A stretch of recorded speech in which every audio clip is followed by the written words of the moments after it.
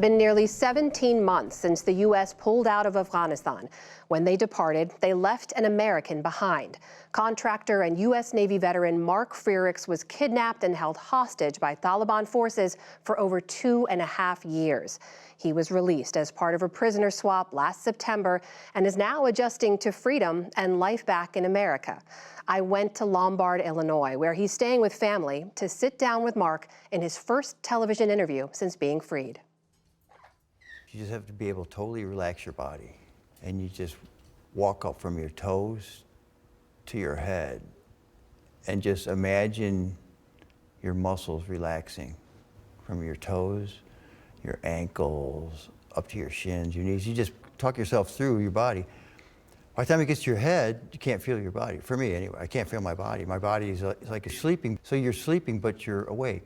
Your brain is totally aware of what's going on in a room, and you can do whatever you want. This is how 60-year-old Mark Frerichs says he survived 2.5 years held hostage in Afghanistan, busying his mind and body under brutal conditions. Okay. He's just marked 3 months of freedom back in his hometown, and he spoke exclusively to NewsHour in his first television interview. Growing up here in Lombard, Illinois, did you dream about traveling the rest of the world? Well, I was in the Navy for 5 years and did a lot of traveling. And that kind of got me interested in what's going on in the rest of the world. These are from your time in service too, right? Oh, wow, yeah. Yeah, this is just stuff I got. I think I sent her from Afghanistan. And yeah, this is stuff they gave me. He left the Navy in the mid-1980s, moved back to the Midwest, and became a contractor, building on his love of craftsmanship. Look at that. Solid oak, all oak. Wait. You always put a secret compartment into what you built? Secret compartment. Why did you do that? It's just my trademark when I build stuff. As opportunities to build arose overseas after 9/11, Mark jumped at the chance, first to Iraq, then to Afghanistan in 2009, where he put his skills to good use. You were there building things, is the simplest way to put it. Building Army garrisons for the ANA, Afghan National Army, which included complete bases with hospitals, dining facilities, maintenance facilities, classroom facilities, office facilities, living quarters. But you've always liked building things, right? Yeah. Well, it's fulfilling to me to take nothing and turn it into something. Life in Afghanistan was a world away from the one he grew up in, the middle son with 2 sisters, the shy kid who turned to magic as a way to connect with others. And over 10 years in country, he built a life. Before long, he was relaxed and up to his old tricks. Beautiful, good. Did you ever think in your 10 years there, I might get kidnapped? No. No. I mean, you can't not think about it. Mark says he kept the same driver and security for 8 years. But in January of 2020, as he drove the familiar road from Kabul to Bagram Air Base to check on a construction project, the worst case scenario. There's been a horrific accident. You believe your team is dead. You yourself are really badly injured, right? What is the moment that you realize this has gone horribly wrong? I think I'm getting kidnapped. Well, I was laying in a ditch on the hood of the car, of the SUV. The windshield was completely knocked out. Everyone was standing around, nobody was helping me. I'm still thinking, well, maybe there's police or army here or something. Finally, they helped me up out of the ditch. So I'm thinking, well, these guys are gonna help me to the hospital. What does it feel like in the moment? I could barely walk. I was like half conscious, half not conscious. So they walked me, pretty much dragged me. And as they were dragging me, one of them, and these are words that I'll never forget, probably the worst words I've ever heard in my lifetime. Taliban good, America no good.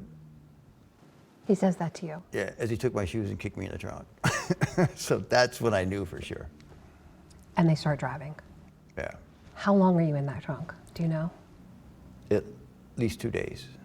Mark says he thought he was being taken towards the eastern Afghan city of Khost, known as a stronghold of the Taliban-aligned Haqqani group, who U.S. officials believe were holding him. They bring me to this compound area, still just these 4 kids. I could tell that they were organizing things on the radio beforehand.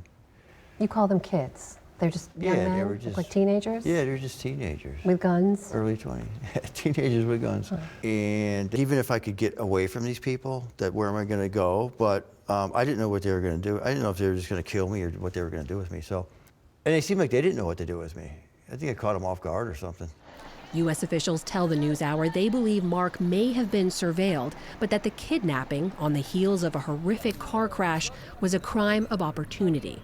Mark, for most of your time in captivity, you're kept in what you've described as just a room with a dirt floor and very little else. What do you remember about what it felt like in that room? Evil. Evil, cold, dank, or actually dry. It rained a few times, the roof leaked. There's mice running around. Had a bat flying around for a couple nights. Scorpions. What did you sleep on every night? Just the ground, the dirt ground, hard dirt with a donkey blanket. What did you eat every day? Bread and water, mostly. Stale bread and dirty water. Could you move around freely in that room? No, I was chained up. My wrists were chained and my ankles were chained. For how long? 2 years straight. What did they do to you? Well, basically physical abuse. Beat with a chain, several occasions. Beat with a wire coax cable on several occasions. Kicked in the head more times than I can count. Just punched in the head more times than I can count. When I'm down on the ground, chained up. Just open palm, ear smacks. That was probably the worst. All that time, 32 months, right? 32 months. Your mind goes to a lot of different places. What do you remember thinking about? Besides meditating, I thought a lot about my childhood. What'd you think about? A lot of places we visited. But what's our destination? Where are we going? We'll go to the pond first. In a snow-coated Lombard, Mark took me to those childhood spots he would visit in his mind. Yeah, this is where I used to ice skate when I was a kid. Lombard Lagoon. Really? Yeah, it's not even a pond, it's a lagoon. It's not very deep. If you fell through the ice, you wouldn't drown. So it was safe. It's a carefree time when you're a child, you know. Maybe a way to distract myself, yeah. Distract himself from his reality, held hostage in remote parts of Afghanistan. During Mark's isolation and captivity, he had no idea about the coronavirus pandemic, Russia's war in Ukraine, or that his government had brokered a deal to withdraw all U.S. troops from Afghanistan in 2021, a deal that did not include his release. You are watching your country leave. What do you think? Collateral damage. Do they even know I'm here? Do they even know I'm here? As a cruel joke, his captors showed him videos of the U.S. pullout in August of 2021. Last plane's leaving. The last U.S. planes leaving Last Afghanistan. US plane's leaving. Despite feeling abandoned by his country, Mark says he never let his fear show. You know, I handled it like a trooper, so. You know, the 3 years, I never broke down and cried, never, you know, I came close, but I wasn't gonna let them. They may have stole nearly 3 years of my life, but I wasn't gonna let them steal my soul and spirit. His response to your question, what did that room feel like? And he says, evil. It speaks volumes. He was released in September of this past year, right? Just this past year. What have the last 4 or 5 months been like for him?